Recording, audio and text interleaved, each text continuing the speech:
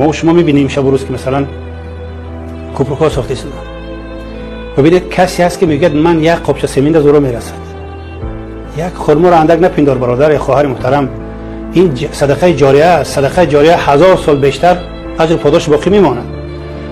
کسی هست که سمن برده نمیتوند، ارماتور برده نمیتوند، اما میرد با نیروی خود جسمانی کمک میکنه. میگه من پول مال ندارم، ما جسمانی تو کمک میدیم. دیدیم جان مرد. اما کسی هست که بخصوص خواهرها میگن که من نه پول مال دارم نه بازوی کاری دارم، اما من میتونم یک آتله از یک مثلا یک خوراکی است برای شما آماده سازم. همه یک جا این خوشنودی پروردگار نیست. جاده ها آباد شده ایستادن، پول و کوپرا ساخته شدن. خوش به حال جوانمردایی که اندیشه دارن که باید صدقه جاریه با نام بگذارند که هزارها سال در خلق خدا خدمت کنند. من فکر میکنم اگر ماهیت و فضیلت صدقه یا خیر احسان یا نکوکاری بر گوش چنین مردم اگر سری وقت رسانده شود، یک از نکوکانه ها میشوند و عشقی خیر احسان در دل اینا جا میگیرد و مهر پیدا میکنند نسبت به مردم. سبب چون است که عادت نکردن به خیر احسان. اگر یک بار که عادت کردن از یک از سپاس شنیدن، از یک از دعای نیک شنیدن است. فخر دارم از زمین تا آسمانم تاجیکم، قسمتی من این وطن با جسم جانم تاجیکم. فخر دارم از زمین تا آسمانم تاجیکم، قسمتی من این وطن با جسم جانم تاجیکم. زندگی و آرمانم قول و عهد تاجیکی، زندگی و آرمانم قول و عهد تاجیکی. جان با جان با تار و پود و خانمانم تاجیکم، جان با جان با تار و پود و خانمانم تاجیکم. آرزوی هستیم آسایشی کشور بود، با در و دیوار و بام و آشیانم تاجیکم.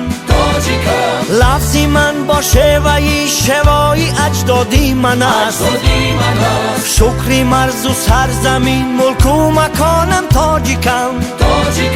این وطن از بحر من شن و شرف بخشیده است، با همه ناموس و ننگ و آرمانم تاجیکم.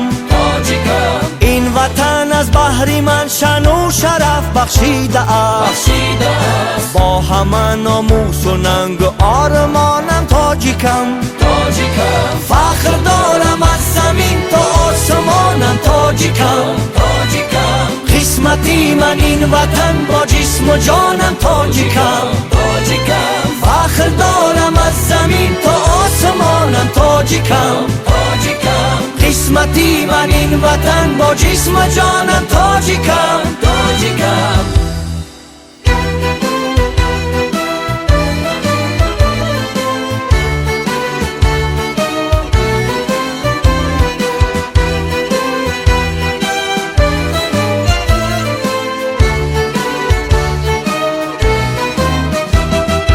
هر زمان از او سپاس، هر زمان از او سپاس آرم به خلقی کشورم. یک بود قول و قسم، یک بود قول و قسم تا استخوانم تاجیکم. هر زمان از او سپاس، هر زمان از او سپاس آرم به خلقی کشورم. یک بود قول و قسم، یک بود قول و قسم تا استخوانم تاجیکم. بحری آبادی کشور تکیه می سازم به خلق، شکر فیض و دشت و کوه و آب و نانم تاجیکم.